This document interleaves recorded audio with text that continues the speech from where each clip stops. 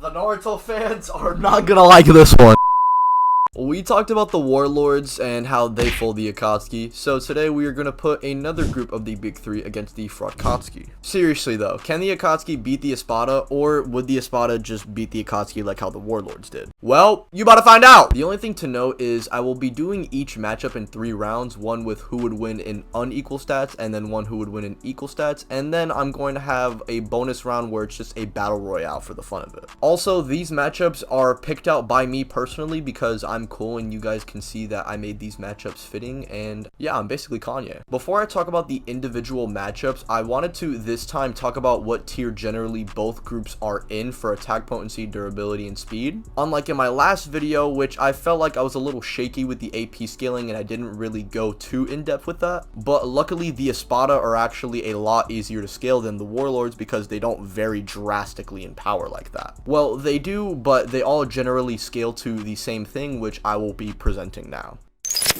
To start off, every Espada at the very least should at least scale above Ichigo from the Soul Society arc. Reason for this is because Yami beats post Soul Society Ichigo and is literally the weakest Espada in his normal state, and this same Ichigo casually blocked the Firebird, which was said by Aizen to destroy the sorority. My bad for butchering that pronunciation, but basing it on basic ground explosions, this should come out to around 38.94 teratons of TNT, or enough energy to destroy a country. Now, this could seem a little shaky since Ichigo can cut Yami's fingers along with Zangetsu messing around with him at this time, so Ichigo isn't at his best, but after Ichigo is cleared of this nerf, he gets pressed by the homeless Espada anyway, and is forced to use his Bankai. And even despite that, this Espada can keep up with him, which, mind you, these Espada are nothing compared to the current 10 Espada. And the homeless Espada being able to keep up with a Bankai Ichigo would at the very least mean that he would upscale from the calc I just presented, but over 10 times. This is due to Bankai being a 10 times multiplier at best. This is pretty consistent considering every Espada has a Gran Rey Cero that can destroy all of Los Noches, but they are just prohibited from using it. And calculations have destroying Los Noches ranging from the continental to multi-continental ranges of power, which isn't far off from the basic scaling I provided. And I also wanted to say that I definitely think they are capable of this, and the only reason it hasn't been shown or contradicted because they are forbidden to use it. It also is heavily implied that Ceros vaporize things, so these numbers shouldn't just be assumptions. I don't find this to be contradicting, so if you want to correct me in the comments, feel free to do so. And this can be even taken a step further with people who are on Ukiyora's tier or above being able to casually generate enough energy to destroy a continent. And we know that Ukiyora's second resurrection is a 10 times amp over his first form, and with his Gran Rey Cero already being capable of maybe destroying multiple continents, he can then increase his power 10 times over. And we know that it is implied that there are 3 remaining Espada that would upscale from him, as Ukiyor has no reason to lie, and Cian should be aware of Ukiyor's second resurrection and how he orchestrated everything to be the way it did up to this point.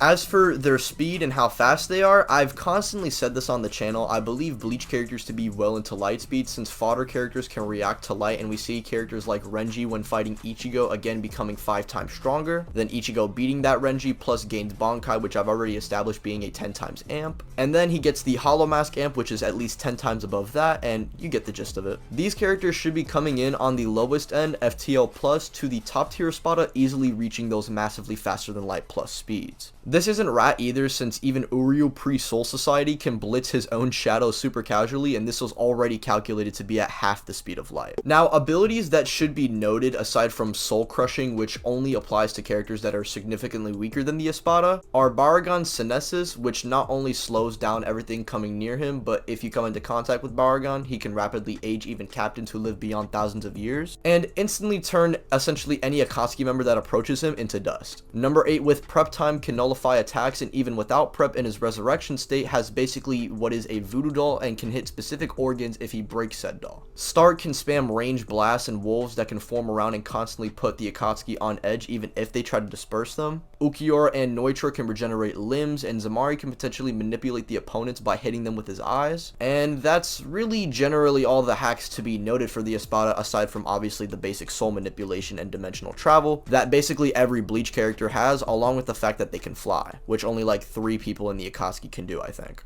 Now, when talking about the Akatsuki and where they stack up, sadly, their scaling is not as easy to go over in comparison to the Espada. Not only do the powers drastically vary in the Akatsuki, but the best general tier of scaling I can give them is that country level range. This is due to characters like Orochimaru stated to being capable of destroying a small country, along with Deidara's best attack coming in roughly in that country level range. However, the issue with this is not everyone in the Akatsuki can survive this attack, and this move legit kills Deidara himself. So I'll be generous and give every member roughly above that small country tier of power, despite characters probably losing to Orochimaru, but again, I am giving them the benefit of the doubt. As for some of the top tiers of the Akatsuki, like Pain, we know that his Chibaku Tensei comes in that continental range of power, which sadly only 2 characters scale to that being Pain himself and I guess Toby. Like, I don't think any of the Akatsuki can just directly tank a Chibaku Tensei. So for the weaker members, they're probably in that small country to country level range of power, and for the top tiers, they're either large country or continental. As for speed, they're all easily light speed, as characters like Darui, Haku, Killer Bee, and Itachi all have statements of having light speed attacks, and characters like Pain and Obito are arguably in that MFTL range. This is due to the fact that they fight amped versions of Naruto that would be increasing his power tens of times over. But it's just kind of bad when characters like Kisame, who's well established to be a top tier Akatsuki member, gets blitzed by the likes of Base B and has to rely on absorbing his chakra. And this is without his quote-unquote light speed attack, by the way. However, I'm going to be generous here and say that the Akatsuki members for this fight can all easily fight in those FTL ranges, with Pain and Obito potentially being in the MFTL range. And for those who might comment, what about Itachi? The problem is that the version of Itachi that we are using is the one in the Akatsuki, who's literally sick and sucks ass. So yeah, that's kind of unfortunate. Now, as for hacks, we have essentially any of the Path of Pain's abilities, can steal souls, resurrect teammates, perceive essentially anything you're gonna throw, and also can just pull people with Chibaku Tensei, and naturally can push and pull enemies. As for the other members like Kakuzu and Deidara, they have crazy elemental and ranged attacks, and Deidara specifically can attack people on a cellular level. Sasori has instant kill poison along with his iron sand that incapacitates opponents, and can utilize over 100 puppets at his disposal. Kisame's body of water that absorbs people's energy. We have Itachi and Obito's precognition, Itachi's genjutsu, and Obito's intangibility respectively, and Konan has paper bombs. Yeah, that's pretty much it in terms of abilities. The Akatsuki are pretty decked out, right? But will this be enough? Spoiler, it's not. Now for the general matchups, I decided to have Arrancar versus Zetsu, Seizel versus Orochimaru, Yami versus Kakuzu, Zamari versus Sasori, Neutra versus Konan, Harabel versus Kisame, Grimmjow versus Deidara, Baragon versus Itachi, Ukiura versus Pain, and lastly Stark versus Toby. Arrancar versus Zetsu. Zetsu sucks and doesn't know how to fight really, so he probably dies, in both equal and unequal stats. Next round, Seizel versus Orochimaru. Seizel has better stats, so would more than likely stomp and also out-hacks Orochimaru. However, I can see Orochimaru's regen being kind of annoying, but eventually I think Seizel would be able to put him down. Like, the best scaling I can give Orochimaru is taking a statement at face value, which Seizel would scale above tens of times over. So in both equal and unequal stats, he takes the W. Next up, we got Yami versus Kakuzu. Both tanks, but Kakuzu's best scaling would just be him surviving a Biju Blast from the Two Tails, which Deidara's C0 gets compared to that of a Biju Blast. So you know what, we'll just take this scaling at face value and say that Kakuzu can just tank a country level blast, no diff, which is still hundreds times weaker than Yami even without transforming, so at full power, he just fold them. And as for equal stats, I do think Kakuzu would have the advantage here because of his range, but the problem is that Yami can suck out his opponent's soul, and he does this in character, and can legit increase to such a ridiculous size that even with Kakuzu's versatility, I don't think he can put him down. So in both unequal and equal stats, I'm giving it to Yami.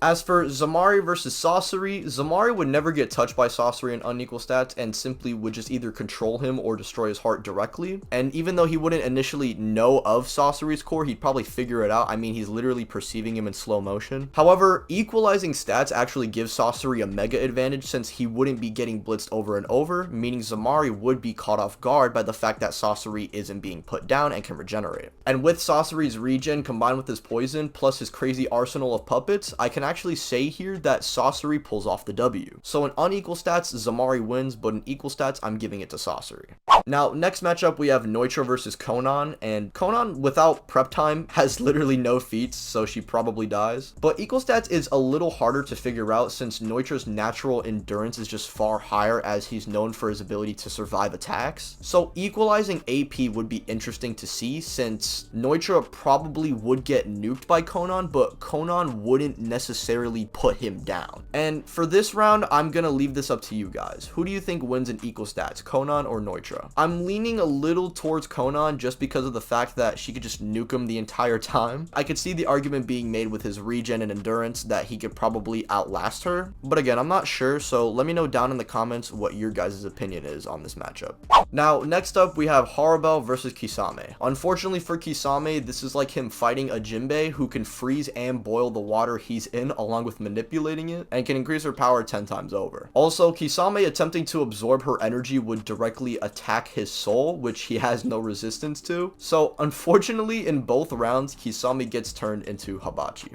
Next up is Grimmjow versus Deidara, and this matchup is purely just for the sake of entertainment, as these two are the biggest smack talkers in their respective group. Unfortunately for Deidara though, his best move is Suicide, which Grimmjow unironically can survive. Equal stats, I will say it's either a draw from Deidara's nuke or a straight up W from Deidara thanks to his C4, but in a normal fight, Deidara loses, and he loses really badly.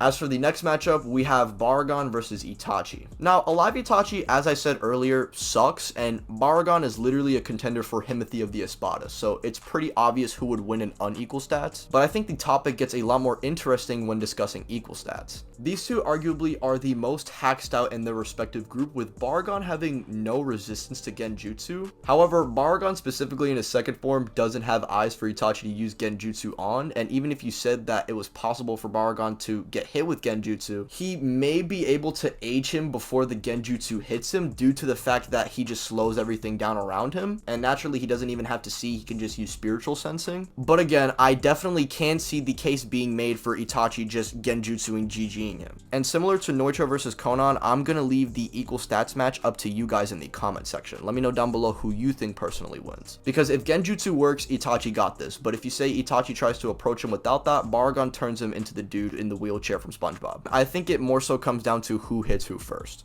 Now, the next matchup, we have the battle of goated villains, Ukiura versus Pain. Oh brother, sorry Pain, your best attack is at best relative to a casual blast from Ukiura's second release. That is down bad. And applying the Grenray Sero calc along with Ukiura's multipliers through his transformations, he should have multiple times over the energy that's needed to just completely vaporize the Chibaku Tensei. Now, as for equal stats, Pain definitely has more abilities up his sleeve, but the problem comes from what does he do if Ukiura just spams blast the whole field with nukes that is emitting hollow Ryatsu, meaning if Pain tries to absorb the attack, it's still going to affect his soul and kill him. I can see the paths of Pain catching Ukiura off guard, and if that's the case, he probably loses. But if you like to plug in a controller and play as Ukiura yourself, you'd probably find a way for him to beat Pain stats equalized. Maybe Ukiura can't beat him equal stats, but I could beat Pain in equal stats if I was Ukiura, you know what I'm saying?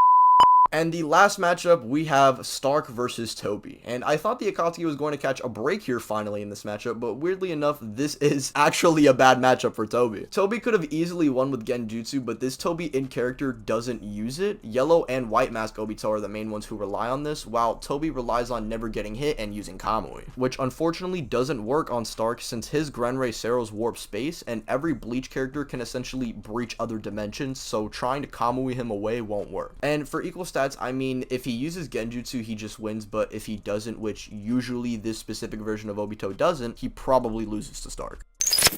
So, if you couldn't guess, the Espada kind of beat the Akatsuki pretty badly. And if we were to put them in a battle royale scenario, it's even worse for them, since essentially any of the Espada individually could harm any top tier in the Akatsuki and are way faster. You can make a case for Yami just simply crumping their souls by breathing, and yes, he could probably do this to the whole squad, or maybe Baragon with his eyes closed just simply decaying everyone, or better yet, Deidara getting overwhelmed and so frustrated that he blows himself up and takes out some of his teammates. If the individual matchups weren't bad enough, then hopefully the battle royale gives you guys an idea that the Espada are just simply built different. And the Akatsuki kind of suck, man. Am I gonna have to put them against the fodder troop now?